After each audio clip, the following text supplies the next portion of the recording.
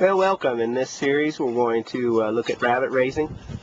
Raising rabbits is a meat source for the homestead, and also you get some side benefits like a nice manure, and also some fur and some skins and things like that. So we're going to start getting into our new series on rabbit raising.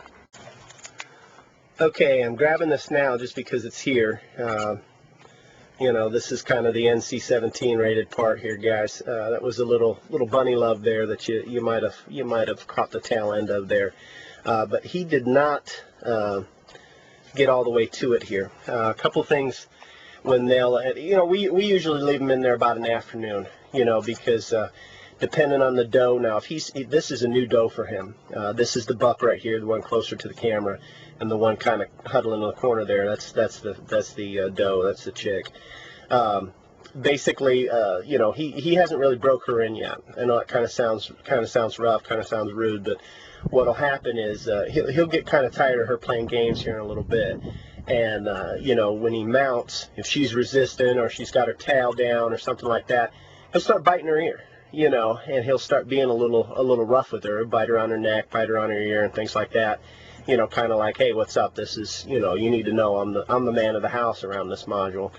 And you know, that's just how they do it, guys. This isn't, you know, he doesn't bring her roses and things like that. It just doesn't work that way in the bunny world.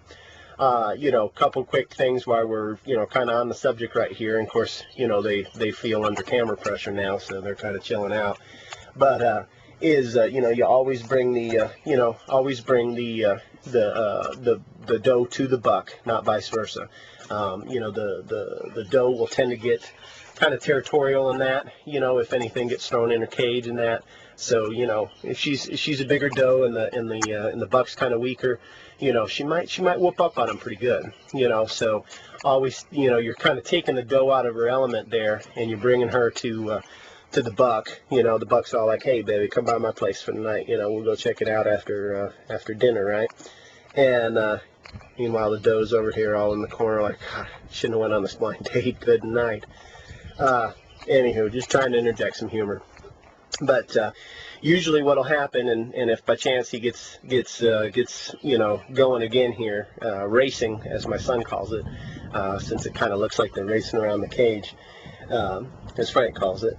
But what he'll do when if he, you know, gets it correctly and everything, is he'll actually kick his front legs, you know, or his back legs, sorry, out from under him, and you know, for just a brief second, you know, we'll kind of, if you're used to dogs, how they kind of lock up. I mean, he won't turn around, but it kind of like sits in there for another second type of deal. And pretty much every buck I've had, and I've went through what, probably a dozen in the last 10, 15 years, have you know, have always made a little scream when they're done. You know, it's like, ah, you know, it kind of sounds like that. It's you know, I know somebody's come smart aleck about that, but you know, they make a little yell. At least mine always have, and you know, it wasn't just isolated to just one of them doing it. So you know, that's something to watch for. Does are pretty much always in heat. You know, they're pretty much always ready to breed if they're old enough. You know, they might not want to breed. You know, if you put them in the buck's cage, she might run around a little bit. She might try to climb the wall, you know, stuff like that. She can flatten out on her belly, you know, and she can do several things to resist the buck. You can see it's a little warm here today. You can see his ears kind of going there. It's kind of like the, oh man, you know, there's this chick in my house here, but it's kind of warm. So you know what? I'll give her a little bit and see how it goes. You know, that sort of thing. Typically, as it gets really warm, they'll slack off a little bit on the breeding. Also, when it gets fairly cold, you know, that's at least been my experience with it. We're in more of a temperate climate. But anyways, he's got to kind of, you know, for lack of a better term, you know, get the doe in check, you know, and if the doe's experience with this buck, you know, she'll come in and, you know, she knows, okay, I'm in the buck's house. You know, whatever, you know, after a while, she won't even resist him. The tail will go up. She'll kind of go in a ready position. The buck will do it, you know, kick his legs out, you know, fall over, and bam, it's done. Like I said, I usually leave him in there about an afternoon. Makes it nice because he's probably going to get it multiple times. which helps, because, you know, if you just stick her in there once, pull her right back out, what's going to happen is she can actually go to her cage and take a pee. I think it's within like an hour or something like that. You know, consult your rabbit books on that. But it's within, you know, a fairly respectable amount of time, and she can actually pee the semen out. So, you know, you pop him in there for 5 minutes. He does his duty.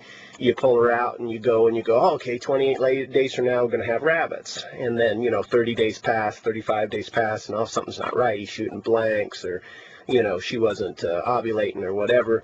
It's not that. She probably went back and you know, took a little peep. And, okay, we might see a little action here. She's a new buck for him, and new doe for him. And she's kind of young in that too, so she doesn't really know what's going on here. And like I said, he's going to have to, you know, and we won't let this run for too long. You know, it's not our intent to, you know, have like bunny porn here or anything, you know, but we're just trying to give you an idea what to look for. See, he's not really getting it there.